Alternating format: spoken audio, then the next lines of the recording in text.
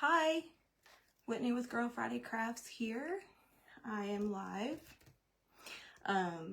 Trying to get lighting and camera angles and all of that adjusted, so forgive me if I'm a little still sort of looking around trying to figure out what's going on. And then I need to go over here and make sure that I can see the comments. Gotta mute this. Sorry. Let me do it this way. So this is why I was doing this live today. Let me do it this way. So this is why.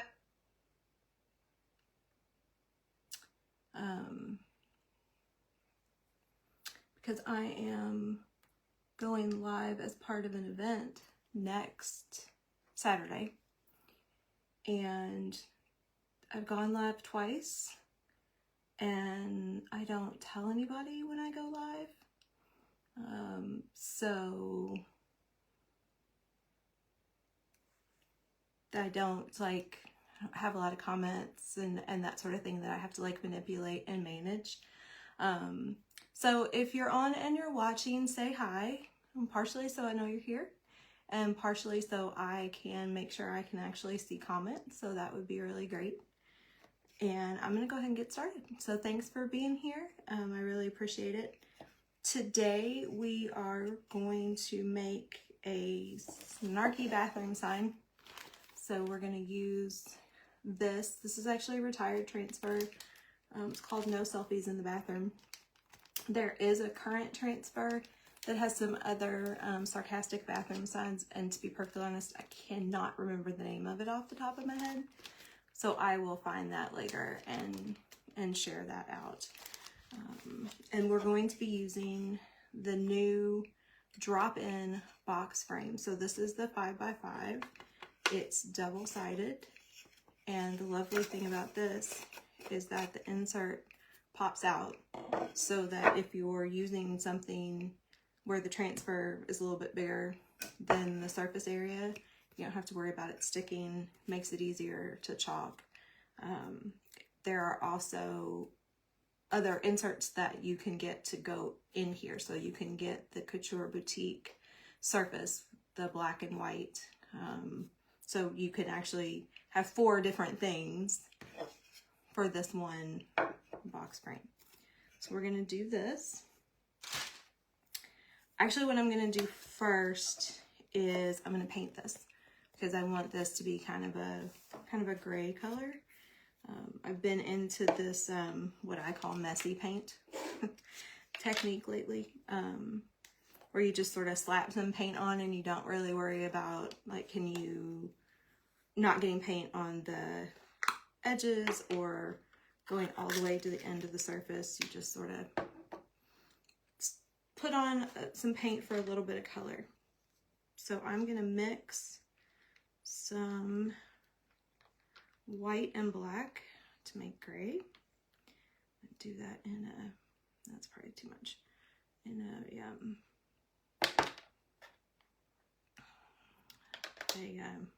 What is this called? What is this called? This little tray. Little mixing tray here. So this is kind of funny. I don't know why I don't like going live. This is the 3rd time I've gone live. The other 2 times I've been live, I've never told anybody. I just go live. In my non-chalk, non-Girl Friday Crafts life, I have been a public speaker and professional trainer for going on 25 years now.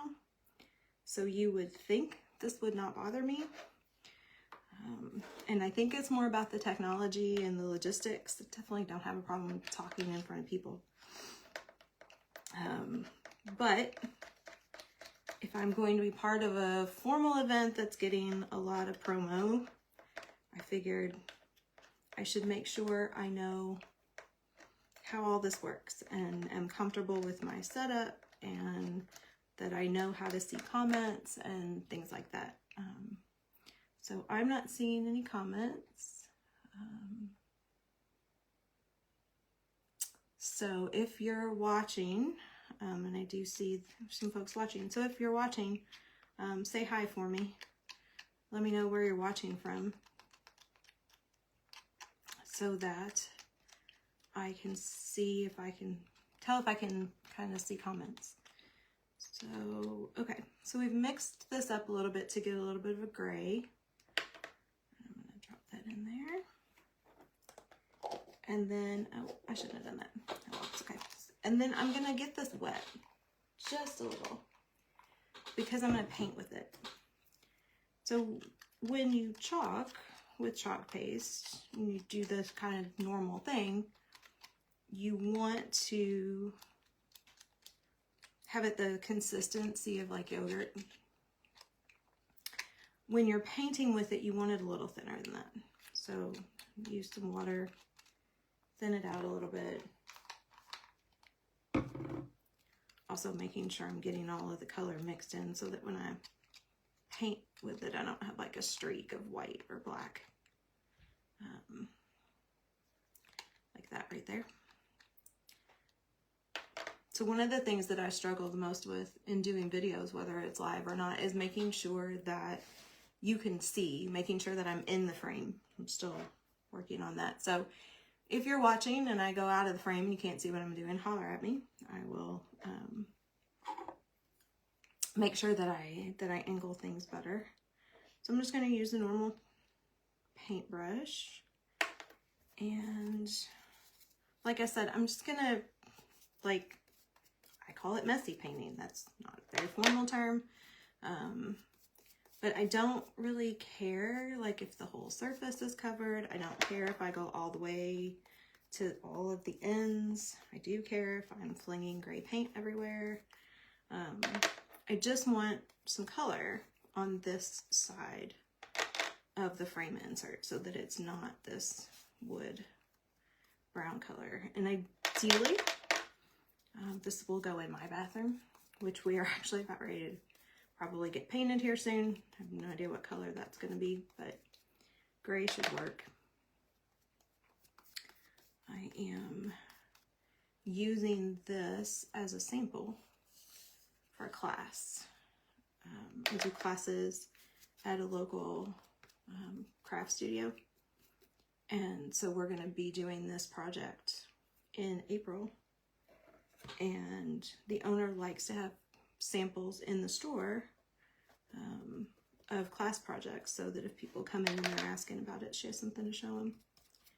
So when I decided I wanted to do a practice live today, I thought this would be a good project because I needed to get it done for my April class. And then when I take it back, I have it for our bathroom. I'm going to set that off to the side.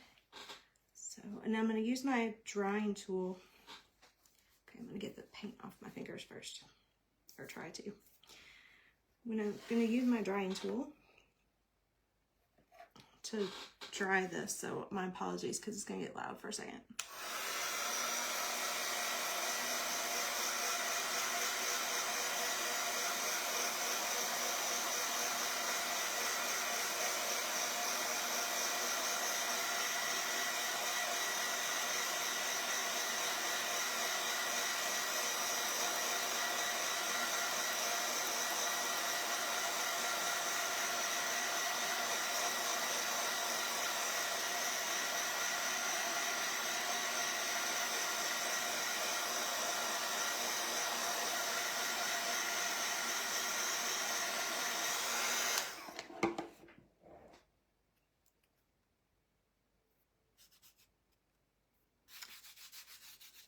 So that's, I think that's okay. So the paste will have a bit of a sheen to it when it's wet. So if you're using a drying tool or if you're using a hair dryer, because you don't have to have a formal drying tool, you can watch, if you kind of angle it right into the light, you can watch and tell when it starts to get dry because that sheen will go away. And then you're okay to do whatever. You know what, I'm just going to drop that I always have multiple things next to me. Paper towels, regular towel, microfiber cloth, all the things to, you know, crafting's messy. It just is. So you need all the things. Okay, so this is dry. Now what we're gonna do is we're gonna put some surface wax on it. So this is the chalk surface wax. If you are chalking on what is called a Couture boutique surface, you do not need to wax it. If you're chalking on glass, you do not need to wax it. But if you're chalking on wood, even if it's a chalk surface, or if you're chalking on any sort of non-chalk couture surface, you want to use the surface wax. This makes sure that when you lift your transfer up,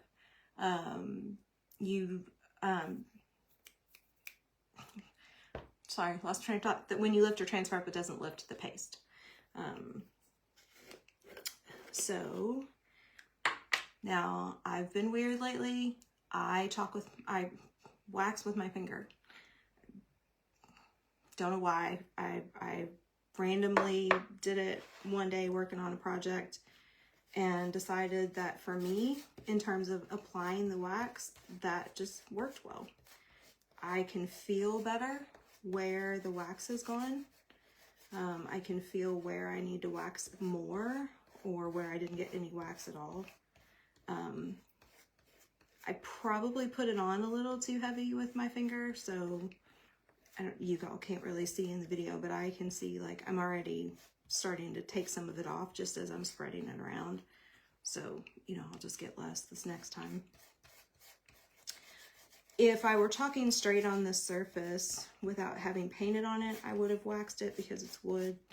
And then if you are chalking over acrylic paint, spray paint, if you're chalking over chalk paste, you're going to want to wax as well, just to make sure that when you lift, you don't have any problems.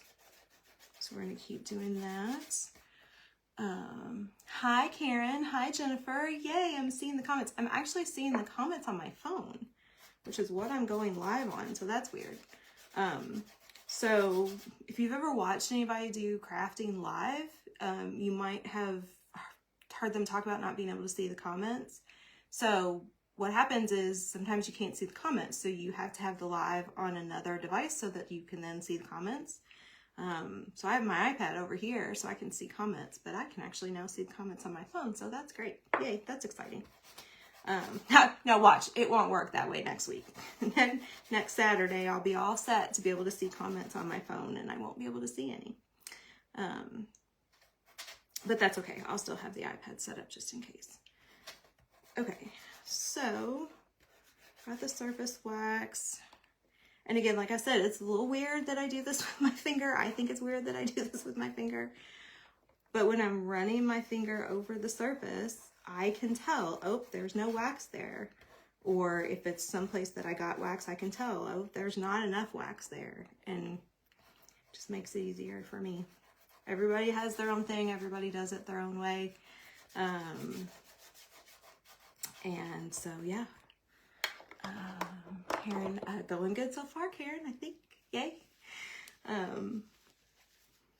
Okay, so you can't really tell anything, especially not in the video. If I hold it up, maybe if I hold it up in the right light, you can see, again, there's a little bit of a sheen on the surface, so that's the wax. And then you just buff it off. So this is the chalk wax applicator. You can use a microfiber cloth. You don't have to have these. You can use your finger like I did. You just want to make sure whatever you use is not going to leave lint on your surface. So don't use terry cloth. Don't use paper towels. All that stuff will leave lint on your surface. So then you just kind of buff it off a little bit. It will remove the excess. It'll spread that wax around some. Make sure that you have it kind of evenly applied. Now when you wax on paint or on chalk paste, it will leave a little bit of a distressed kind of look, and I don't think that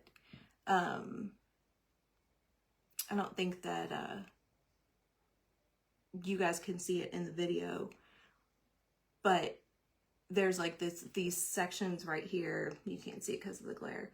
There, maybe there, where like the gray is a little bit lighter. I like that. I like that kind of look. So, if you don't like that, maybe go lighter on the paste, maybe buff a little more, but I kind of like how that looks. Karen says, yeah, so you can see the glare. I hope that's what she's talking about. Karen, if you're talking about glare in my video, let me know. But you can kind of see the glare of the wax, and you can tell maybe even where you've missed a spot. So that's that. And then we're going to cut our transfer. So I'm going to use this text me if you need anything.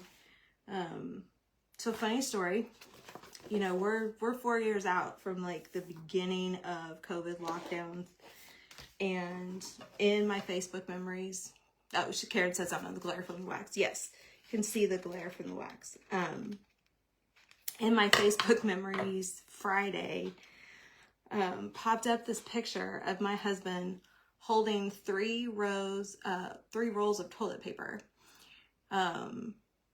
So when the governor's lockdown order leaked in Illinois on Friday, and I think lockdown started on Sunday, I went shopping Friday evening, I guess. And, you know, we were low on toilet paper. So I'm like, well, now I might as well get some. Well, you know, who in the world knew that it was going to be a toilet paper crisis? There wasn't toilet paper anywhere. And the only toilet paper I could find, there was 6 rolls of that just god awful, it's cardboard, you hope you don't ever have to use it kind of toilet paper at the grocery store. And I took 3 of them because I'm not that person, right? I took 3. We never had to use them because luckily, like, I found some Charmin at Target a few days later. And we still have them. I refuse to get rid of them just because of the comedy factor. So when I was looking at this today, trying to decide which one of these I was going to use, the text me if you need anything with the roll of toilet paper on it just sort of spoke to me. And I'm realizing that all of the, you know, early 2020 COVID memes that I had shared out 4 years ago are now going to be popping back up in my Facebook memories. That might be the highlight of the year because there were some good ones. And I mean, there are still some good ones every once in a while, but some of those ones were just, some of those early ones were just hilarious. Okay, so focus. So I'm cutting my transfer. Now you have 2 choices. You can just cut the backing sheet completely. Yeah, TP crisis of the century. 50 years from now, they're going to look back and go, what? You can cut the backing sheet, so you can cut all the way through, or you can do what I did, which is cut the transfer off the sheet while leaving the backing sheet intact.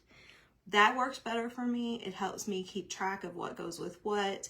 It helps me with storage because then I can just have, you know, all 4 of these still on this one sheet. So I'm only trying to figure out how to store this one sheet. It gets unruly with the bigger ones. It's a little harder with transfers that don't have cut lines. So definitely times where I cut the backing sheet. If I'm using a transfer in a class, I cut the backing sheet because I'm not going to make somebody in a class, you know, try to cut the transfer without cutting the sheet. That's just, it's just easier. But you can do whatever works for you. So then the next thing is the defuzzing process, very technical term. If you are a chalk user, if you've seen chalk videos, you know what I'm doing. If not, this is a process to get the transfer a little less sticky so that it doesn't adhere so tightly to your surface that it pulls up paste. This is the chalk defuzzing cloth. You do not have to have one of these. I like it, it's very handy. Has terry cloth side on the back that you can use for drying transfers if you are needing to reuse one quickly. But you can use a microfiber cloth. Honestly, you can use cotton t-shirt. Now, I wouldn't use this one because it's got the design on it, unless I had a small transfer and use my corner over here. But, you know, things like that would work. Again, anything that's not gonna leave lint on your transfer would work fine. about 5 or 6 times, you can start to feel the transfer give a little less. And then you know you're probably pretty good. And then we are going to put this on our surface. So I don't measure, I just eyeball it. There are definitely times where I wish I would have measured, because I get it done and I take the transfer off. I'm like, wow, that's really crooked. But normally I can get it close enough, for me anyway. And then you want to push that transfer down so that you don't have any bubbles. And now we chalk. So I am going to do the writing in cadet blue and the toilet paper obviously in white. Trying to decide what I'm going to do first. So we're kind of going to do this in stages. What I have found when I'm using multiple colors is that it works well if you chalk a little bit and then lift the transfer. Lay it back down, chalk a little bit more, lift the transfer. It keeps, this stuff dries so fast, and I am very slow. So those two things don't go well together. It keeps the paste from drying, or the paste from drying on the transfer and adhering it to your surface and then lifting paste when you take the transfer off. So I'm gonna do these first 2 rows of blue, and then I'm gonna lift it. I'm gonna do the blue, then the white, and then lift it, and then this last row of blue, and that should be fine. So we're gonna take the squeegee, and we're gonna do this part here, work my way up. One of my other ways, favorite ways to do multiple colors is what is called the hot mess technique. So I have a couple of videos, short form videos on my Facebook page showing that. When you just blob all the colors together and spread them around, and it looks really pretty. Really, really gorgeous if you're doing a floral design. Again, blob, very technical term. But if you're doing florals, it looks really pretty. I mean, it looks gorgeous if you're doing things with, you know, just words and stuff too, but I like it a lot with florals. All right, so we're gonna lift this. Okay, and that worked really well with the wax. Nothing got sticky there. So I stirred this already. I'm not gonna stir it again because I just used it. But normally I would be stirring that first. And we're gonna do the little roll of toilet paper here. And you all can't see it. I have a water bath off to the side. And so I drop my tools and my transfers in there when I'm done, if I'm working on multiple projects at the same time.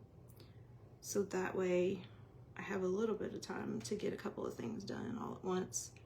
I do not have water. I don't have a sink in our basement, which is where my office / craft room is. So that gives me a little window of time. And you don't want to let this transfer soak forever in water, but you know, I have found so far 10, 15 minutes even, and they're okay. Also makes them super easy to clean because most of the paste has soaked off by the time I get it upstairs. Okay, so that should be all good. Lift up my corner here. Okay, funny story.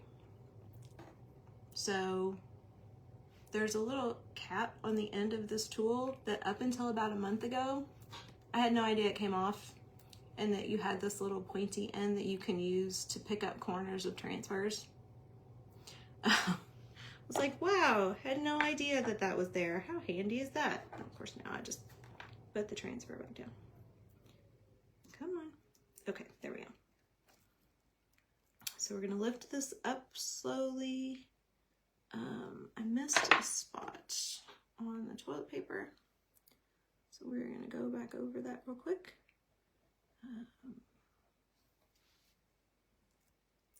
Okay, so lift up slowly. Oh yeah, that worked really well. Okay, so there we have it.